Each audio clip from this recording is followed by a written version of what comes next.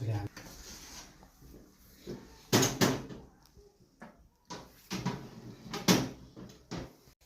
क्षमताभन्दा आधी नै हुनुपर्ने हुन्छ, त्यो सबै युजर म्यानुअलहरूमा पनि दिइराखेको हुन्छ होइन।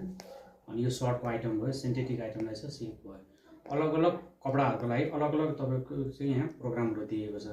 अनि यो प्रोग्राममा चाहिँ के गरेको छ भन्दाखेरि कम्पनीको चाहिँ यसले चाहिँ के छ भने जस्तो कति मिनट गर्ने अनि कति तातो पानी चाहिन्छ भनेर पहिला यसैमा तपाईँको फिक्स हुन्छ। तर अब यसमा हामीले म्यानुअली पनि तपाईँको चाहिँ टेम्परेचरहरू केही चिजहरू चाहिँ अप डाउन गर्न मिल्ने हुन्छ। त्यो चाहिँ यो चाहिँ एक्स्ट्रा फिचर छ यसमा। अब यो रहेको चाहिँ के छ भने हजुरले कहिलेकाहीँ के हुन्छ नि बाक्लो कपडाहरूको चाहिँ अब वासिङ मेसिनमा मैलो नजान सक्ला कलरको अथवा बाहुलाहरूको, त्यो चिज चाहिँ हामीले बाहिर धोयौँ तर निचर्न अथवा पखाल्नलाई गाह्रो परेको अवस्थामा चाहिँ सिधै लिएर आएर तपाईँको चाहिँ यहाँ रिन्स एन्ड स्पिन भन्ने अप्सनमा लगाएर पनि गर्न सकिन्छ होइन। त्यसको लागि यो प्रोग्रामको यो नब चाहिँ सिलेक्ट गरेर यसमा लैजाने 19 मिनटको टाइम आउँछ अनि स्टार्ट गरिदिएपछि तपाईँको देख्नु हुनेछ। अब चाहिँ हामी चाहिँ के गर्छौँ भने यसको हाम्रो इनलेट के अरे इनलेटको पाइप हामीले कनेक्सन गरिसकेका छौँ। ड्रेनको पाइप हाम्रो छोटो भएको हुनाले हामीले त्यो पनि कनेक्सन गऱ्यौँ। अब रहेको पावर अन गरिसकेर हाम्रो कन्डिसनहरू ठिक छ, अहिले हामीले स्पिन पनि चलाइसकेका छौँ। अनि यहाँ एउटा तपाईँको चाहिँ छुट्टै दिएको छ जुन ड्रेनको यो बेला बेलामा तपाईँको चाहिँ सफा गर्नुपर्ने हुन्छ, यो चाहिँ अलिकति चाहिँ माइनस चाहिँ त्यो फिज ननिस्किने होइन अनि मैलो नजाने समस्या आउँछ। अब त्यसको लागि चाहिँ के छ भने हामीले तपाईँको चाहिँ हट अप्सन्स यो टेम्परेचर छ हट अप्सनमा लान सक्नुहुन्छ।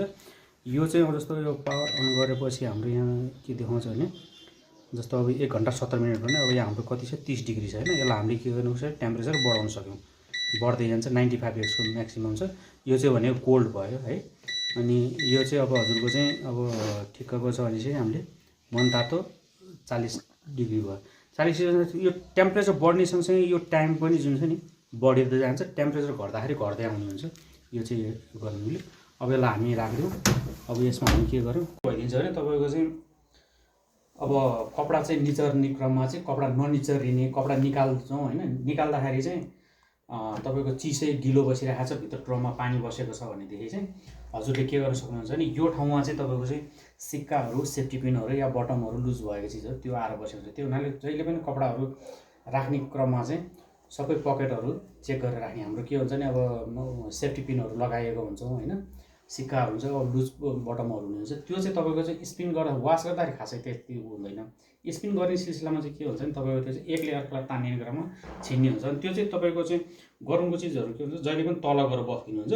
त्यो तल गएर बस्ने क्रममा चाहिँ तपाईँको चाहिँ तल मोटरको जुन एम्पिलर छ त्यो एम्पिलरमा चाहिँ गएर त्यो चिज गएर अड्किन्छ। अनि त्यो सिक्काहरू अथवा सेफ्टी पिनहरू या टुथ पिनहरू भयो होइन अब चिजहरू चाहिँ त्यो ठाउँमा गएर अड्किने बित्तिकै यो तपाईँको चाहिँ आरपिएम चाहिँ एकदम कम हुने भएको हुनाले ठ्याक्कै लाएर चाहिँ अड्किहाल्छ। अनि तपाईँको चाहिँ पम्प गर्न नसकिसकेपछि हाम्रो मेसिनले सबै काम गरिसकेको हुन्छ, लास्टमा कपडा निकाल्ने बेला निचरिएको हुँदैन।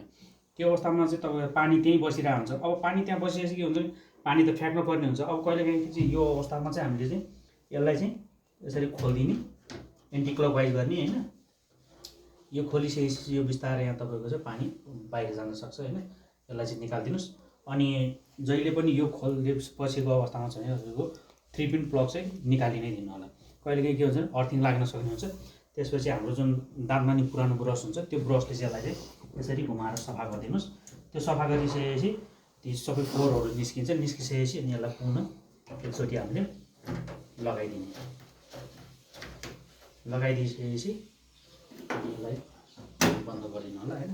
त्यो एउटा चाहिँ तपाईँको चाहिँ याद गर्नुपर्ने कुरा हुन्छ जुन चाहिँ तपाईँको कतिपय अवस्थामा बताइएको हुँदैन, याद पनि गरिएको हुँदैन। अब रहेको कुरो अब हामी चाहिँ कपडा